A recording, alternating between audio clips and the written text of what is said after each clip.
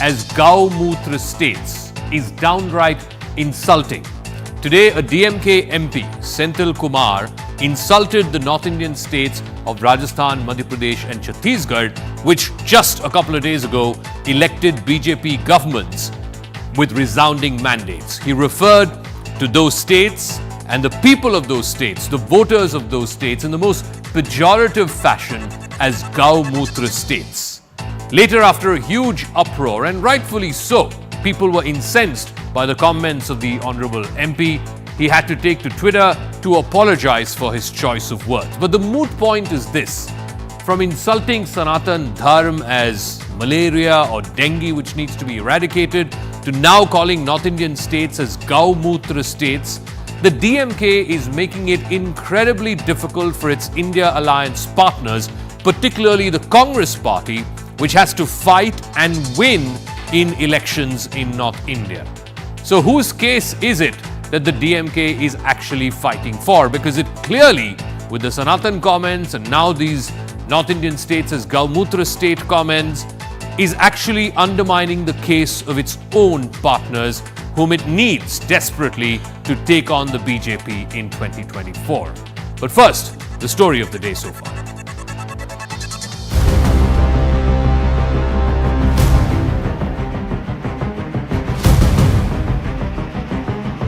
कुछ लोग तो कह रहे हैं कि आज की इस हैट्रिक ने 24 की हैट्रिक की गारंटी दे दी है।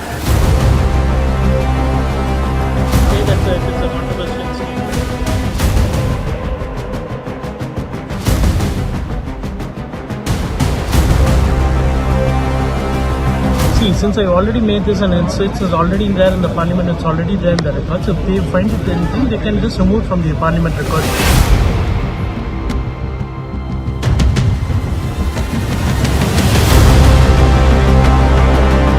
दुर्भाषा का प्रयोग कर रहे हैं। देश की जनता उसे बिल्कुल बर्दाश्त नहीं करिए, जवाब इनके सामने आएंगे। इंडिया अलायंस कहता है जुड़ेगा भारत, जीतेगा इंडिया। भारत के इतने बड़े हिस्से को, भारत में रहने वाले लोगों को गाली देकर, उनका अपमान करके ये जुड़ेगा Bharat.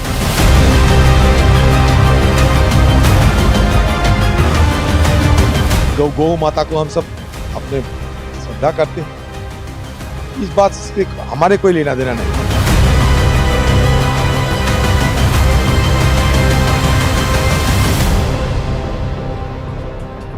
All right, so voters in northern India, particularly Madhya Pradesh, Rajasthan, Chhattisgarh, the three states which gave the BJP a substantial majority, the voters there have been insulted. There is contempt for what is the Hindi belt. It's not just this DMK MP in question. Rahul Gandhi has said previously that people in the south are more enlightened, and there was a refreshing change after becoming the MP of Wayanad as opposed to the MP of Amethi that he was for 15 long years.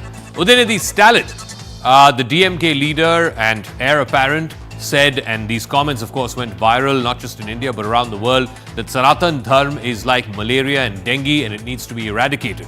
A. Raja, his fellow party colleague, said that Hinduism is the biggest menace to India and to the globe. Karti Chidambaram, member of parliament of the Congress party, the son of the former finance minister Mr. P. Chidambaram, he said Sanatan is simply a code for the caste curse. TKS Elangovan, one of the senior leaders of the DMK and a spokesperson, he says Hindi turns people into Shudras and that Hindi has no place in a state like Tamil Nadu. K. Ponmudi, who is the Tamil Nadu minister, said that learning Hindi makes you fit only to sell Pani Puri on the streets of Chennai. Now, clearly, the remarks of Senthil Kumar have not gone down well with the BJP. CT Ravi has hit out of the India Alliance. He's tweeted, and this is part of our Motorola, India's best 5G smartphone brands tweet of the day.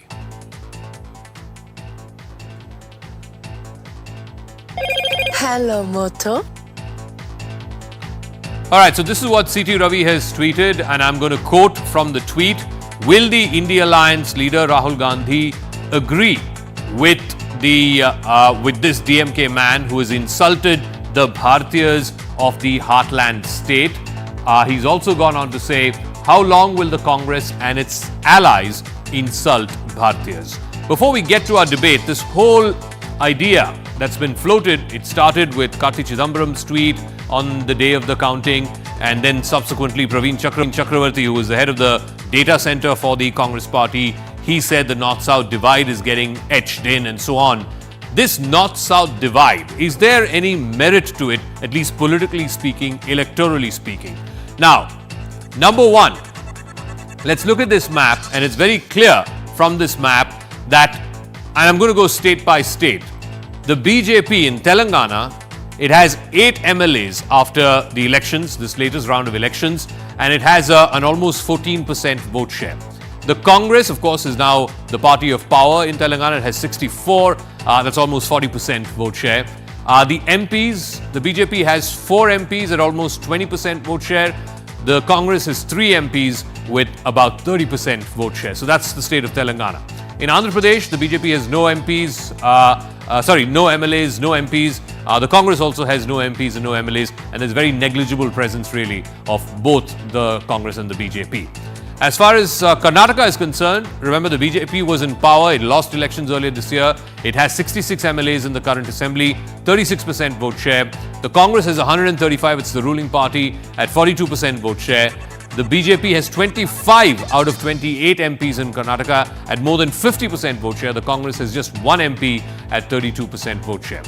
Then you have the state of the state of Tamil Nadu. In Tamil Nadu, the BJP has 4 MLAs at a little over, I think, 2% vote share, a little over 2% vote share. The Congress has 15. The BJP has no MPs from the state, and the Congress has 8 MPs from the state. And finally, the state of Kerala. Again, the BJP has no MLAs or MPs from that state, and the Congress has 21 MPs from that state.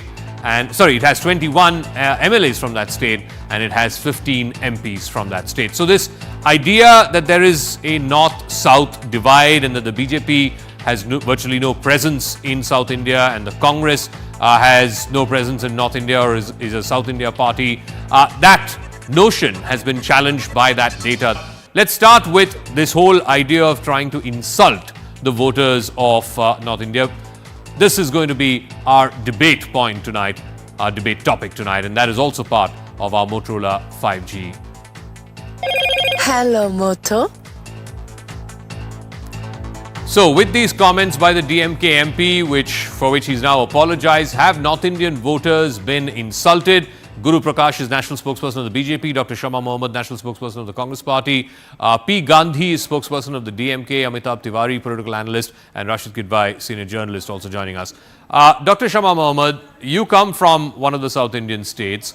You've seen the comments made by your leaders and leaders of your allied parties. Is this something that the Congress stands with, it endorses, or is this something that you condemn? Because I'm not seeing enough voices, senior voices in the Congress party, come out and condemn this. And also, could you explain to our viewers how you hope to compete and win elections in North India? Because you have to do that. The DMK does not need to, but you have to compete and win elections in North India when your own allies seem to be hell-bent on insulting Hindus and, in this case, insulting North Indians. Zaka, we are all one, North Indians, South Indians, East, West, we are all Indians, and I believe that, and my party believes that. My party stands for each and every Indian. And I wholeheartedly condemn what the DMK MP said in Parliament. It is not justified at all, it is wrong. And I believe he has apologized. But I also, having said all of this, you just now mentioned some percentage of votes, I saw that. Similarly, we in most of the North Indian states have around 40% votes also. So we also need not be ridiculed by the Prime Minister of India like he tweeted today. Having said all this, I must remind you of something. You are from Kerala, I am from Kerala. In 2016, the Prime Minister of India called my state, Kerala, Somalia. He has not apologized to any Keralite. Later on, the last Lok Sabha election, the Home Minister, well, he was then not a Home Minister, he became the Home Minister after that, Amit Shah, called Wayanad, a district next to mine, Kannur, Pakistan. How do you feel? How do you think I feel? Did the Home Minister of India apologize to the Keralites? Did the Prime Minister of India apologize to the Keralites? So you can abuse the South Indians or whatever you say, Keralites. For me, it was abuse, but no apology. Here, my party has not said anything. Nobody from from the Congress. It is the DMK, and he has apologized. And we don't stand by his comments because we believe in India as one. Okay. The former Prime Minister of India, Mrs. Indira Gandhi, has stood from South Medak, Chikmagalur, from North Raebareli. So we are a party for all. But I want to know from the BJP spokesperson today. Has the Prime Minister of India apologized for calling my state Somalia and for calling a district But before Pakistan? that, I also want to go to P. Gandhi of the DMK. Mr. Gandhi, you know, what your MP, Mr. Senthil Kumar, said today was condemnable, no doubt about it. And I think all political parties have condemned that. Mr. Senthil Kumar has put out an apology on Twitter just a short while ago. But I think, you know, there seems to be a pattern, and this is what the BJP is saying, that DMK leaders from Udayanidhi Stalin, who call Sanatan Dharm like malaria and dengue, to now your MP, Mr. Senthil Kumar, saying that Gaumutra states voted for the BJP, by insulting a section of Indians, and like I said, the DMK does not have to contest elections in Madhya Pradesh, Rajasthan or Chhattisgarh, but the Congress has to contest elections in North India. By insulting a section of voters, are you not insulting democracy itself? By insulting a section of people who follow a certain religious belief, are you not insulting Indians themselves? And by insulting people, how do you hope that political parties can go back to that very same people and canvass for votes, Mr. Gandhi? See, first of all, we strongly feel that Senthil's statement has been misquoted and maybe overreacted, because he might have said in a different context. The context is the states which are underdeveloped has voted for the BJP, and the states which are developed has rejected BJP. And secondly, there is also another connotation or interpretation to it, where the states where the cow is used as a politics. That is what he would have meant. And now, even though whatever he has meant, he has made out his apology. And once an apology is given, this should have been closed there. There is no need for any further. Mr. Gandhi, is the cow not worshipped in Tamil Nadu? No, let me come back. It is not a question of worshipping cow. Anyone is free to worship anything. Whether if I want to worship cow, I may worship cow. I may not worship cow. That is a individual's preferences. Okay. But the issue here is whether you can do politics on the making cow as an issue. So you have never done politics on the issue of cow. Please remind me in 2016 when the entire state came down to Marina Beach protesting against the Supreme Court verdict on Jallikattu. Was that not for cow? Let's not get upset. No. That is that is for some other animal. You play that sport Jallikattu with some other animal on Pongal day, second day of Pongal every year. We in Tamil Nadu is not trying to kill anybody in the name of cow, which has happened in northern India. So in these three states, Rajasthan, Chhattisgarh, Madhya Pradesh, these three states that just elected the BJP, who was killed in the name of cow? No, there are instances where name them. No? In Uttar Pradesh, people are being Uttar Pradesh did not. Mr. Senthil Kumar was not referring to Uttar Pradesh. He has also. Mr. Senthil Kumar, your MP, did not refer to Uttar Pradesh. He referred to these three states. He was referring to this particular area. That's it. No, these three states. In fact, the sentence that he used. What he was saying is, and what Mr. Gandhi, 1 second. Just give me 10 seconds. What Mr. Senthil Kumar was referring to was these three states which elected the BJP, and he said BJP may come to power in Gaumutra states, but you can't do anything in South India, right? So please tell me, you just said politics in the name of cow has happened in these three states. People have been lynched in the name of cow in these three states. Please tell me in these three states who was lynched in the name of cow. He was trying to make a generalized comment with respect to this particular area. That is it. So you stand by the generalized comment about this generalized area, that they are all generalized Gaumutra states. Saka, even Senthil Kumar has made an apology. Let's be clear. So there is no point in me standing with him. Senthil Kumar himself has made an apology. The party has asked him to make an apology. He has made an apology. Okay. Because whatever be the intent, of course, it should not hurt anybody. So he has made an apology. So Mr. Guru Prakash Paswan of the BJP, the contention by both the Congress spokesperson, the DMK spokesperson, is that the said MP has apologized. He has withdrawn his comments. The comments have been expunged from Parliament. That is not something that can be said of the seeming insults that have been made by your leaders against South Indians and South Indian states. That is Shama Mohammad's contention. Please respond. Zaka, Zaka, we have to understand a couple of things first. I think there is a pattern to this pogrom. I think there is a method to the madness. First, you had Mr. Udayanidhi Stalin leading a campaign against the Sanatan Dharma. And the Congress's tacit approval or an indirect support to Mr. Stalin's commentary. And now you have this. So clearly there is a pattern. Zaka, we have to understand that they survive, they exist on the politics of fault lines. Mr. Rahul Gandhi, the leader of the Congress party, he went to the town, Uttar Madhya Pradesh, Chhattisgarh, Rajasthan, caste census, caste census, caste census. Only this morning I was reading a report. There are 112 aspiration districts.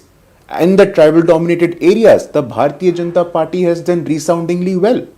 The point is not that. The point is that the entire argument of the North versus South and the politics of fault line and projecting it as a civilizational fault line, we have to understand. You rightly pointed that the vote share of the Bharatiya Janata Party in Telangana is more than 20%. We are running a government in Pondicherry in coalition with NR Congress. We have 25 member of parliament from Karnataka. The vote share in Karnataka is phenomenal. I am sure you have heard of Padma Shri Ilayya Raja, who is the first person from Dalit community who comes from Tamil Nadu to be sent to Rajya Sabha since 1952 from the presidential nomination route to Rajya Sabha in the space of art and culture. I am sure you have heard of Shantaram Sidhi, the only person from his tribal community, the Sidhi community, to reach the member of legislative council position. So the point is not this. The entire program, the entire madness initiated by the DMK on the behest of the Congress party needs an exposure now. Okay. The Congress party as an institution, the Congress party as a political party has been anti-Hindu since its very establishment. Look at the Shah Bano verdict. Look at what PM in 2007 Manmohan Singh said कि देश के संसाधनों पे पहला हक मुसलमानों का है. Politics of minority appeasement and the politics of Hindu hatred. Okay. This is what on which the Congress party survives. And the Congress party needs to answer now. Again, this whole thing about it being part of a pattern, whether Udayanidhi Stalin insulting Sanatan Dharma, and I'm very sure, these things are not quantifiable. But I'm very sure that those comments had an impact in these recent elections in Madhya Pradesh, Chhattisgarh, Rajasthan. Why then is the Congress party not coming out and publicly, individual leaders came out and said that we have nothing to do with Udayanidhi Stalin's comments and so on and so forth. Why would seemingly a part of the India alliance, an important part of the India alliance, they say in Hindi, apne pair pe khuladi marna. You're actually hitting your own feet with a sledgehammer. Why would a party, and I can understand one-off comments, somebody said something, it was misconstrued, it was blown up. But now it's the second or third leader of that party who's saying this. And admittedly, I don't think the DMK will pay a political price for this in Tamil Nadu. The people who will end up paying a political price are the Congress party in North India, as they did in this recent election. So, please explain to us the political logic of why this is happening and continually happening. Rashid. See, Zaka, while you are spot on about all this matter, there is a practical problem. See, the coalition dharma is a political in nature. It is not about capping the thought of whatever stray or communal or reprehensible they are. Another political party cannot control it. Just that even the BJP was in alliance with the DMK. The DMK's stance on RSS was very well known to Mr. Atal Bihari Vajpayee. Yet that relationship continued. Just at the BJP alliance with the PDP, and PDP pronouncements were also very well known. So you see, India bloc is yet to emerge in a substantive way. But in spite of what can Congress tell, or for the matter Rahul Gandhi, Malika Arjun, tell Mr. M.K. Stalin or his party colleagues? No, surely they can pick up the phone and say this is unacceptable. As an ally, as a political party which is a partner of ours, this is unacceptable. Surely they can do that. No, see, Rashid, look, A party may or may not have influence on B party. I'm not getting into that. All I'm saying is, if something is politically damaging, forget about reprehensible, communal, whatever it is, but if it's politically damaging, the first instinct of all political parties, all politicians, is self-preservation. Why would the Congress party and senior leadership of the Congress party not come out and publicly say that we expect our allies to follow coalition dharma and take back those words?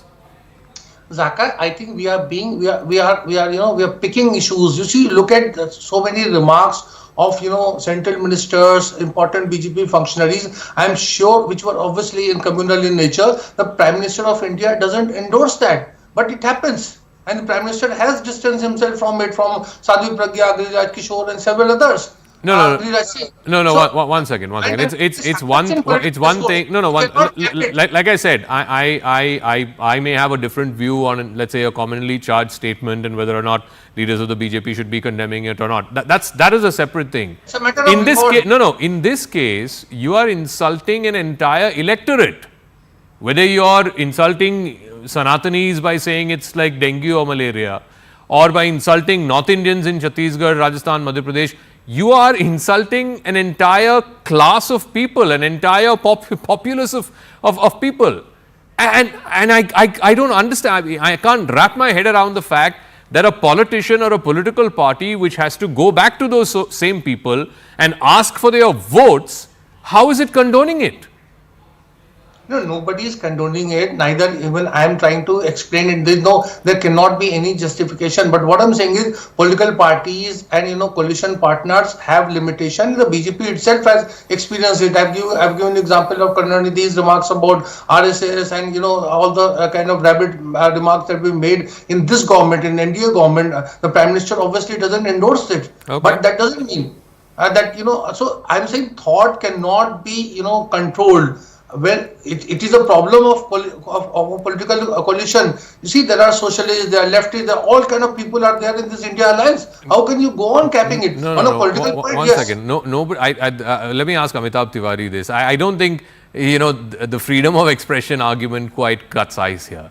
I mean, freedom of expression doesn't mean insulting a whole set of people, a whole set of voters, right? That's not freedom of expression. I'm sorry.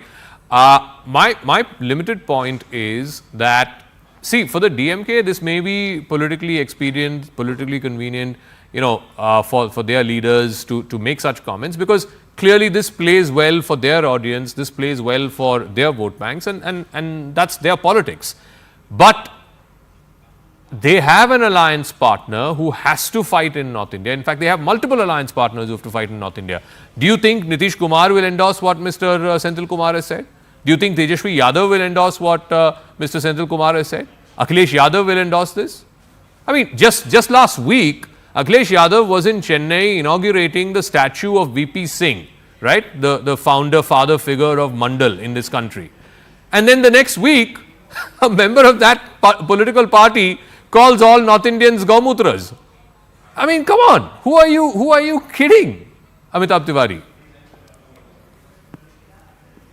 See, essentially, as you've mentioned, Congress party is a national party, and it will have to bear the ramifications of these statements, which are being not one-off statements, rather there is a pattern which we have observed.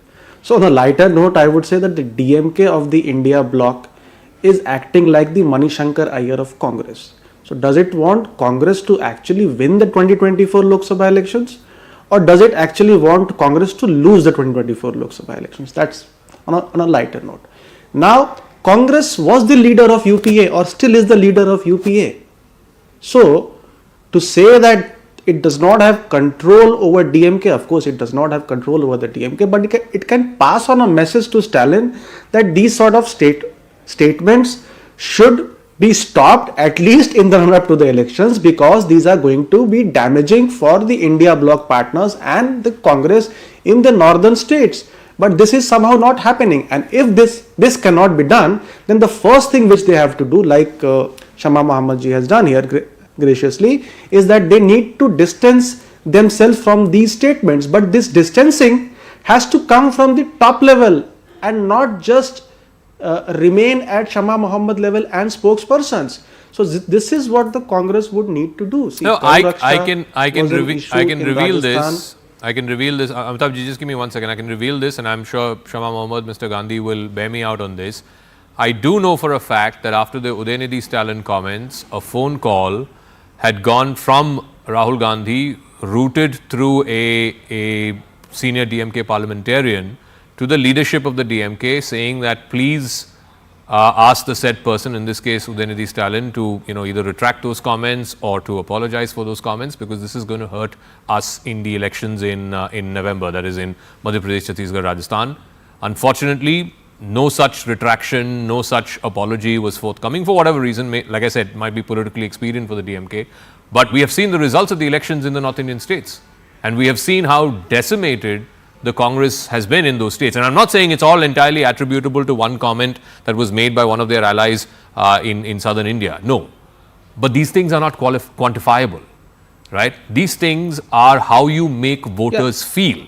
And if you make voters feel like second-class citizens, or if you insult voters as the cattle class, then voters are not going to be particularly forgiving of you. That is the problem for the Congress party. Amitabh Tiwari. Yeah, so essentially, if they have already passed on a message and the DMK leaders or leadership is not listening to this, then Congress needs to think about whether they want to win those 8 seats which they will get in the alliance pact in Tamil Nadu, or they want to win the 500 odd seats remaining in the rest of India. Correct? Because DMK anyways, through by these statements, it seems that they are not going to align with the NDA at any point of time. So the Congress party will then need to take a call before the Lok Sabha elections, because then this can be damaging in the other parts of India and the rest of India. You have just 8 MPs in Tamil Nadu, in Tamil Nadu. So Shama Mohammed, answer that question. I mean, obviously, a decision to continue with an alliance or not is not going to be taken, through the course of a television program. But has it come to a point where the repeated utterances of leaders of the DMK is hurting your party? And it's a cost to benefit analysis, right? If you're going to get just 8 MPs from there, having to piggyback on the DMK, and you have to fight on 400 plus seats in North India, I think the math is just, it's a mug's game. No one gives up chances of 400 seats as opposed to chance of winning 8 seats, right? So first time in my life I'm hearing the Shama Mohammed level. Mr. Tiwari, what's his name, Amitabh, I am the spokesperson of the Congress party. My line is the party line, all right? So better you understand that. Maybe you have some levels we don't have in our party. We do not believe in such things. Number 2, when this is to the BJP spokesperson, the Amarnath Yatra is the most sacred yatra of the Hindus. Both the time when the terrorist attack happened, BJP was in power, so they couldn't protect the Hindus, right? And then this man called Amitabh talks about ramifications of this. What are the ramifications of PDP supporting Burhan Wani when it was in alliance with the Bharatiya Janata Party? Can you spell it out? Can you really spell it out? You see, my party has said, I've condemned it. The party is not in agreement with that statement. So you keep on repeating these things about how will you look at the next elections? How are these things happening?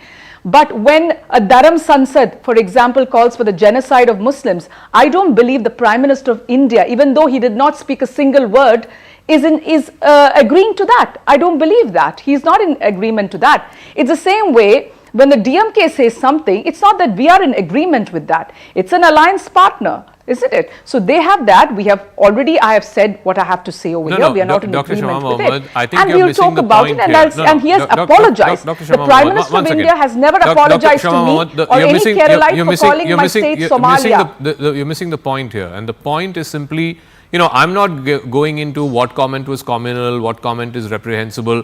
Those are by each person's moral standards. But you can clearly see one second. I may or may not stand, you may or may not stand. That's a separate matter altogether. The moot point is this: are those comments politically damaging? That is the most important point. And I 100% believe that Mr. Udayanidhi Stalin's comments were damaging to the Congress party. It may not be damaging to the DMK, but it certainly was damaging to the Congress party in this recent round of elections. And despite Mr. Senthil Kumar's apology, we'll see how much legs this story has. But I suspect you that have the right to believe whatever you want. One second. Can I finish, ma'am? Please. Can I finish? You have the right to believe whatever. We don't stand. We cannot tell an alliance partner. Just give me 10 seconds. They are right. They have their spokesperson. They may have a right. Party, like I said, they may have a right, but I certainly don't think they have a right to insult an entire set of people. Did the Prime Minister of India stand for it? No, Ma'am, the Prime Minister is not. I don't think any political party, political representative has the right to insult an entire electorate. I'm sorry. I mean, look, I'm not a politician. You are. But surely, if you were to lose, let's say if you were to lose the next elections in Kerala, hypothetically speaking, the response to that should not be that the people of Kerala are stupid or idiotic, right? The response to that should not be that voters in Kerala don't know better. Come on, no politician says that. Why are you telling the converted, Zaka? So it's not from me, the statement, or from my party. I'm in total agreement with you. But you need to ask the DMK spokesperson sitting here. So then the DMK spokesperson, and I've asked Mr. Gandhi this. I have told you multiple examples. Mr. Gandhi, you will have to convince the viewers of this program, you'll have to convince the voters that this is not a repeated pattern, because clearly the BJP is making it out to be a repeated pattern, and it's there for all to see. Mr. Udayanidhi Stalin, despite making those comments and despite such a huge backlash to it, I did not hear in the last 2 months that since he made those comments, the word sorry from him. I haven't, maybe I've missed it, but I haven't heard the word sorry from him. And suddenly, after this, one second, let me finish. And the question is to Mr. Gandhi, please. 1 second, ma'am. You said ask the DMK spokesperson a question, and I'm asking him. Please don't interrupt me while I'm asking him a question, right? So I haven't heard the word sorry from Udayanidhi Stalin despite 2 months of absolute outrage over his comments. Number one. Number two, and I think this comes back to the moot point, Mr. Gandhi, please respond. You don't have a political cost to pay, but your ally does. And first it was Mr. Udayanidhi Stalin, then Mr. A. Raja said something, then Mr. Ilangovan said something, and today your MP, Mr. Senthil Kumar, has said something. When the BJP says that, look, this is a pattern, one after another, leaders of this party are insulting a class of people, a class of voters, people of a particular faith. Well, and the viewers are watching this, please convince them why this is not a pattern. See, Saka, first of all, these are all just presumptions. We DMK are not insulting any class of people or any particular religion or any particular faith. Our ideology is same for the last 50 or 75 years. We haven't gone, even an iota, we haven't drifted from our ideology. And with this ideology, even our leaders like Periyar, Anna or Dr. Karnandi has spoken many things about in line with this particular ideology. And in spite of that, from 1999 to 2004, we were an alliance partner of BJP. BJP was happily having us as an alliance partner, and the very same Mr. A. Raja was a union minister in the BJP government. So it is just a double standards. Now, why BJP is not taking any action, or why there is no much debate about Mr. Ramesh Biduri, who spoke about minorities, Ms. Pragya Thakur, who eulogized Godse and demeaned Mahatma Gandhi, and Giriraj Singh, etc. When it comes to their own people, they will not even make a debate. But when it comes to opposition parties, they want to make a mountain out of a mole. This is what is happening. Okay. Guru Prakash Paswan, you don't take action against the Sadhvi Pragya Thakurs, you don't take action against people who say Goli Maro Salon ko and all that, but you expect the Congress and the DMK and other opposition parties to take action against their people who have seemingly insulted. Let him also explain let Mr. Paswan respond. Yeah, Guru. Let him also explain. Yeah, let him respond. You asked him a question. Let him respond. Guru Prakash Paswan. Yeah. No, Zaka. I think Zaka, I think the question is meant for me.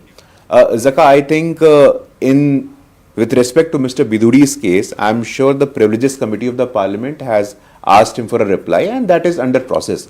But the point is not that. The point is, who are we? We are living under the sovereignty of the Constitution of India. And in a constitutional democracy, in a parliamentary democracy, it is the people of India. The people of India are supreme, and the people's verdict has come out. What we need to understand that there is a structural problem. And when I speak of pattern, I am not bereft of any logic. I can give you examples. Swami Prasad Maurya, soon after the meeting of the India Alliance, Mr. Chandrasekhar Singh, the education minister of the Rashtriya Janata Dal in Bihar, constantly attacking the Sanatan Dharma, constantly attacking the civilizational ethos of the country. And what I was trying to convey in my last chance was that in 1966, it was Madam Indira Gandhi who allowed open shot for sadhus who were protesting against Gauhatya, Shah Mano verdict, the banning of satanic verses. To say that देश के संसाधनों पे पहला हक मुसलमानों का है, that is all politics of minority appeasement. The Congress party need to understand this. But Zaka, time and again, the era of Atal Bihari Vajpayee ji is being referred. I want to bring a very simple point. It was Atal Bihari Vajpayee ji who said coalition dharma. He introduced the concept of coalition dharma. He ran a coalition of more than 22 political parties. Even today, NDA is a coalition of more than 26 political parties. Like I said, there is a pattern to this pogrom. There is a method to this madness. They want to attack, insult the ethos, the values of more than 100 crore Hindus in this country. The Congress and the India alliance are against the Hindus of this country. The simple point is this. And the people's verdict in Madhya Pradesh, Chhattisgarh and Rajasthan is absolutely stating that. You don't need to give any clarification, but the self-goals.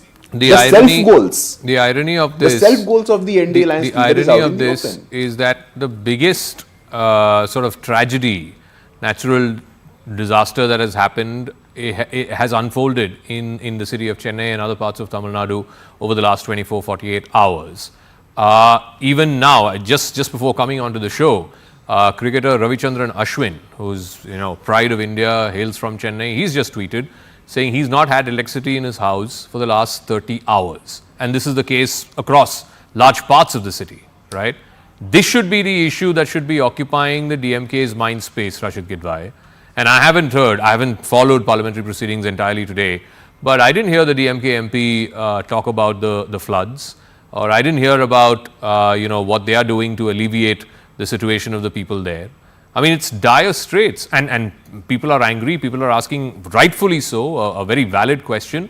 The same people went through what happened in 2015. It was just as bad, and nobody is saying it rained less. Of course, it rained 400-500 centimeters in the space of 24-36 hours. It's a lot of rain. But has nothing been learned from 2015? Shouldn't that be what the DMK should be focusing on today, and instead an MP comes and says Gaumutra states have voted for the BJP? Absolutely. I think if DMK is winning elections in Tamil Nadu, that doesn't mean that they can be, insensitive or not accountable to people and, concerns like, the floods, etc. I think the key point here, but Zaka, we must understand, going back to your original question, I think political parties have their, political, social standing. DMK, for instance, has been, had a pronounced anti-God instance. That did not prevent the Congress or the BJP to have an alliance. For a person who's practicing faith, it may be a matter of paramount importance, but it was not. So therefore, I think in the context of politics, it's very elitist to say that there are not 8 seats, there are 39 seats, Lok Sabha seats from Tamil Nadu that matter a lot to the India alliance. The Congress share may be 8, but there are 39 seats. Nobody gives up like this. Zaka, I just want to remind you that a lot of examples I've given. See, also look at the BJP Shiv Sena relations, and particularly the time of Atal Bihari Vajpayee and Balasaheb Thackeray. The kind of thing Balasaheb Thackeray used to say about South Indians, about North Indians, about a lot of people. The BJP never endorsed, but they did not break that alliance. But the same Balasaheb Thackeray's party, at least the faction that claims his legacy, is today with the Congress. It's not with the BJP, right? I'm glad you raised this thing. My friend Mr. Paswan was mentioning about cow slaughter and Indira Gandhi fighting. There was at that time in 1966, Indira Gandhi subsequently formed a commission. Who was a member of the commission appointed by Indira Gandhi? It was headed by A.K. Sarkar, and it had Guruji Golwalkar, the RSS chief, was member of it. So okay. You cannot just cherry pick these things and say I need an apology from the Prime Minister of India. Okay. I need an apology from the Prime Minister of India for calling my state Somalia. Please. I'll give the final word to Amitabh Tiwari. The moot point, and I come back to politics. I'm not so much interested in what is condemnable, what is reprehensible, what is communal, what is this thing. 6 months before an election, what is politically damaging has to be called out and should be there for everyone to see. This whole idea that Congress needs the seats in the south. Of course, all parties are fighting across 543 constituencies. No one wants to concede an inch. But the math, the electoral arithmetic of this country is such that all 5 South Indian states put together is 130 Lok Sabha seats. The remaining 400 plus Lok Sabha seats are in North India. And the Congress party sure as hell cannot hope to come to power or even compete with the BJP if it's just going to give up on the 400 seats of North India, or if its allies are going to say such, absolutely disgusting things about North Indians, that the Congress is hoping that they'll still end up winning some of those seats in those 400 seats in North India.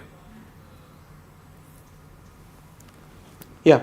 So first of all, I did not want to hurt the feelings of Shama Mohammed ji. What I meant was that not only spokespersons, this sort of a condemnation has to come from the top level of leadership. I'm not belittling her or in any ways. Yes.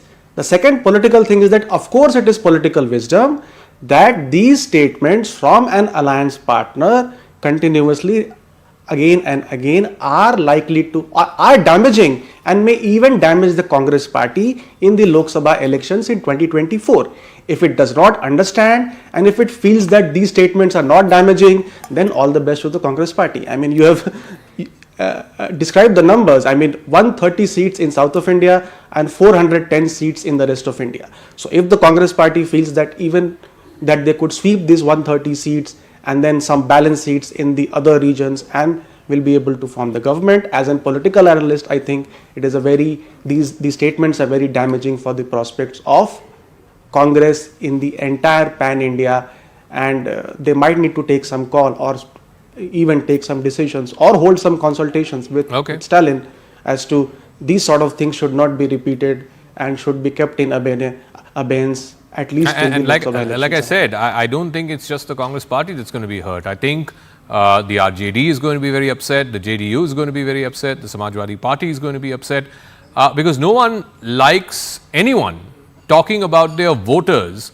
in the kind of terms that were used by the DMK MP. But like I said, he has clarified, he has apologized, but I think the damage has been done. Anyway, let's move on to the other piece of the story that we're tracking, as I thank all the guests who joined us on Debate 1. This, of course, is on the latest as far as Cyclone Migjong is concerned. It has made landfall. It has paralyzed large urban centers on the East Coast. Is urban infrastructure still unprepared to tackle such storms? That is what we'll be focusing on, in fact, right after this very quick break. Hello, Moto.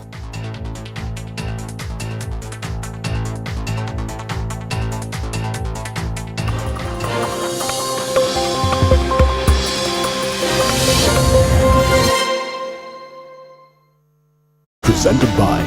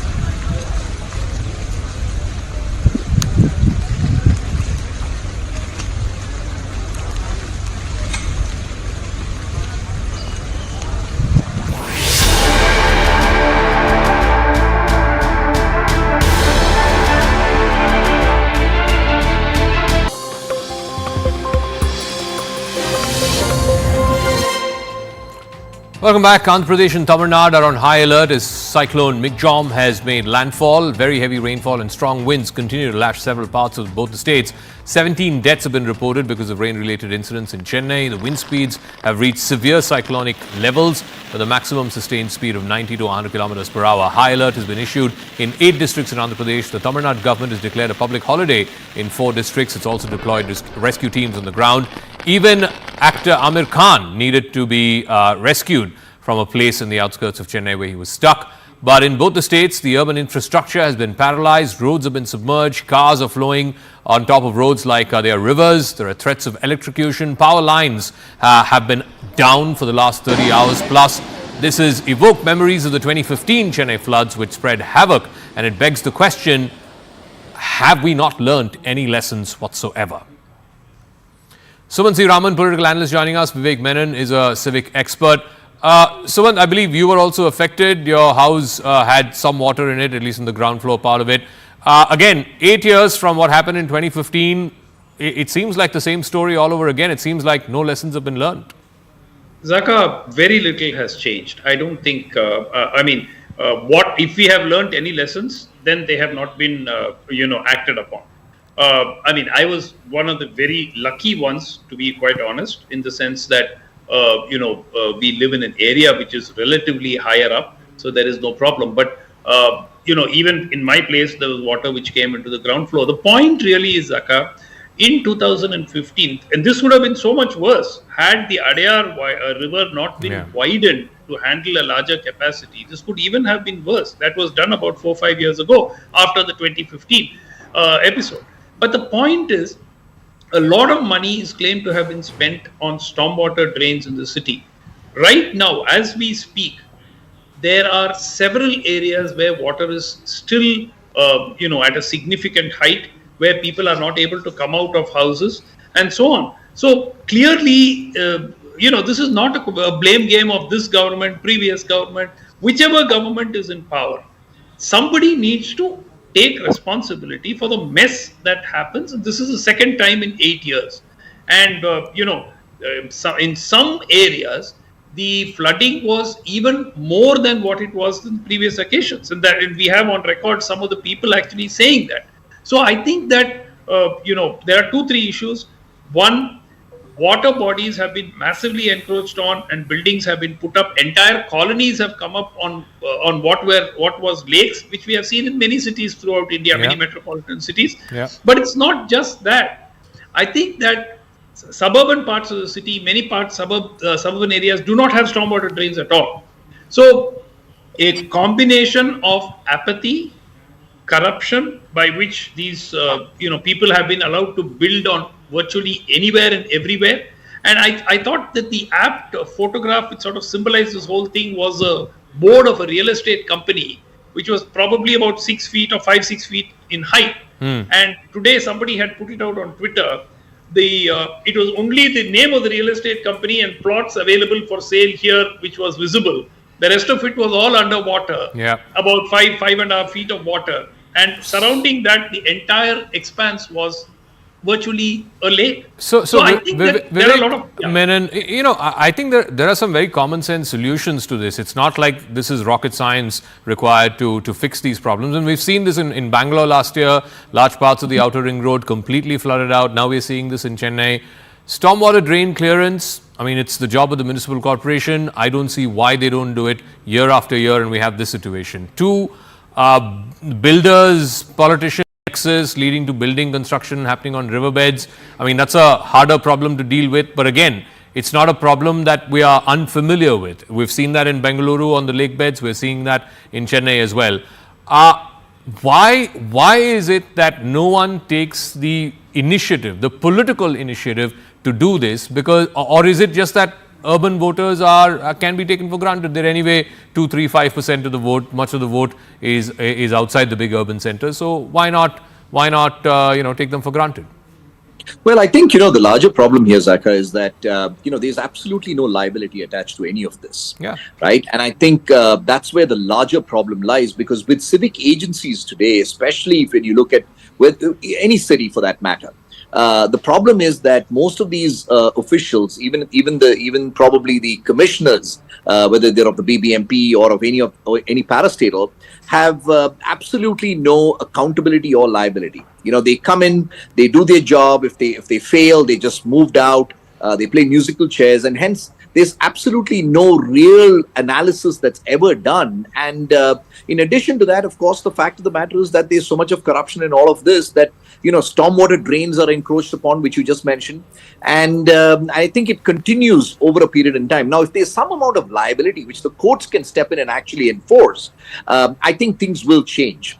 And in the absence of that, in the United States too, Chennai, unfortunately, is at sea level. So there obviously has to be greater interventions, other than, of course, cities like Bangalore, which obviously sit on, much higher plateaus, and where the water can actually drain off. But in a city like Chennai, if you do not do a complete analysis and figure out that you really need detention ponds, especially when there's new construction that happens, everybody has to detain this water before it actually gets out into the common drains. In the absence of that, you're going to find this consistently happening. So there have to be, flood maps that have been created.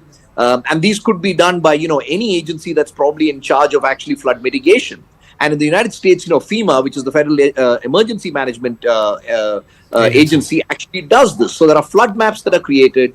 The flood-prone areas, and you work towards basically alleviating that through I think Vivek has a point, Sumant. If you look at the parts of Chennai which are flooded this time around, I think and you have a map of the parts of Chennai that were flooded in 2015. I think it's more or less the same, and everybody knows it. You know, the low-lying areas, the Pallikarnai Marsh area, Velachery area, the banks of the Adayar Creek. These are the same parts that got flooded last time around as well. What then changed between 2015 and 2023? Zaka, you must know that there is not just one report. There are several reports of multiple expert committees which have analyzed and provided multiple solutions, potential solutions to solve the issues. Some of these, quote unquote, are apparently have been acted upon, though the results don't show that show on the ground. See, the problem is very simple. Now, if you are going to have accountability, as Mr. Menon says, I think that will help. There's been huge damage to public property, basically the private citizens' property. Yeah. Houses after houses, the ground floor, almost everything is gone. Cars, hundreds and hundreds of cars have been completely damaged in all of this. And you know, while at least for the cars, there will be an element of insurance. What about the household goods? Exactly. You know, how many people will be able to claim insurance? And the government's liability is nothing. In fact, the politicians will be licking their lips in the anticipation of the aid which is going to be given, because that is really not accounted for very well, because it has to be distributed in a quick period of time. So there is no need to go for the usual tendering process for distributing this emergency aid. So but did you see, Suman, one of the big criticisms in the 2015 floods was the elected representatives, public representatives were not out on the streets with the people and helping them, at least in the initial day or two. Did you see that at least being different this time around? No, this time let us give the government its due, that the public representatives, particularly some of the key ministers and others and MLAs, were on the ground. No doubt about that. Okay. Having said that, the net result of that has not significantly yet. In fact, as we speak, Zaka, there are several areas where the power supply is yet to be restored. Correct. And it stopped raining by around 8:39 last night. So we're 24 hours post-event. Water has not drained in many areas. Some people are still stuck on the first floors of their houses. Many of the boat rescue people, some of them have been rescued by boat, some of them have not yet been rescued. So they're waiting for rescue. There are frantic SOSs going around on social media, even now, saying, please help elderly people here. And there's been no milk supply in most parts of the city today through the government milk channels. Okay. So I think that there are still, and most importantly, some of the areas which didn't get impacted as badly in 2015. So I'll give you a classic example. Poisgarden, where the residents of Ms. Jayalalitha, Mr. Rajinikanth and others live there. Poisgarden wasn't impacted so badly in 2015. This time there is a huge problem and that's the heart of the city. Yeah. So there are areas within the heart of the city, some parts, Aziz Nagar and Kodambaka, again, wasn't impacted so badly last time. So I think that there are significant problems which the civic machinery must attempt to solve. Okay, so otherwise we're going to have the same thing next year. The final word, the biggest problem, of course, is this building massive real estate projects on lake beds. That's true of Bangalore, that's true of Chennai. And that's not a problem I think you can resolve anytime quickly. But at least cleaning up stormwater drains, ensuring that the natural water bodies are cleaned up, that there isn't waste that's clogging up your natural water bodies. At the end of the day, water needs a path to travel. If it doesn't have that path, it's going to wash away cars and buildings. It's water, right? You can't stop the flow of water. So what can be done to at least manage the next flood in Chennai or Bangalore better? See, I think at the end of the day, especially in a place like Chennai, I think, detention facilities are extremely critical. When I say detention facilities, these could be large areas, swaths of land, which potentially, are either low-lying areas, much like lake beds. But, these are large lakes that need to be created, and, that land needs to be allocated. The government cannot basically, auction off those lands to private developers who just come and, completely pave out everywhere, every square inch of land, because what's going to happen is you're not going to get any infiltration. You're going to get complete, sheet flows coming off of these areas. And if you're not able to detain it, it's going to get into the low-lying areas and run on the roads. So I think there have to be large swaths of land that are dedicated towards, towards these detention facilities. That's the only way that you can actually hold back some of this water and then possibly release it into the rivers, into the thing, because you're at sea level. There's no other option. All right, we'll leave it at that. Let's see. One last point, Yeah, Zaka. quickly, One last point. quickly. The images that you see on screen, Zaka, from Pallikarnai was a marshland. Yeah. And it's been completely encroached, including by government offices. There are central government offices which are functioning in this area. Correct. So if you see what's happening on your screen, those areas were lakes 50 years ago. Yeah. All right, we'll leave it at that. Thank you very much, Sumant Raman, Vivek Menon. We'll see if any of these lessons are learned. I'm not so hopeful. Like I said, 2015 was a wake-up call. From whatever we've seen in the last 48 hours or so in the city of Chennai, it's more or less the same areas, the same problems, the magnitude perhaps worse in some parts. It doesn't seem like the lessons of 2015 have been learned at all 8 years on. That's a wrap. I'll catch you again tomorrow night, same time. Good night.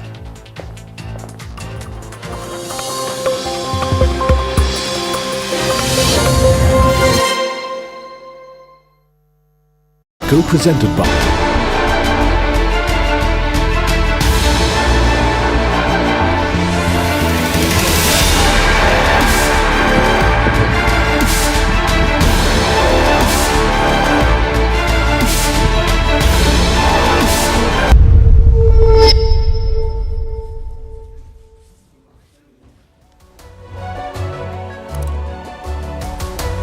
Hello, Namaskar. This is First Post and you're watching Vantage with me, Palki Sharma.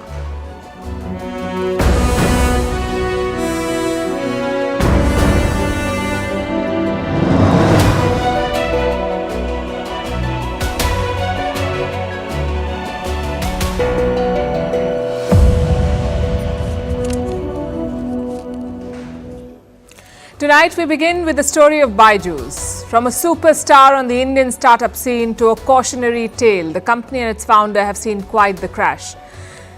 They're being investigated by the Enforcement Directorate of India. They owe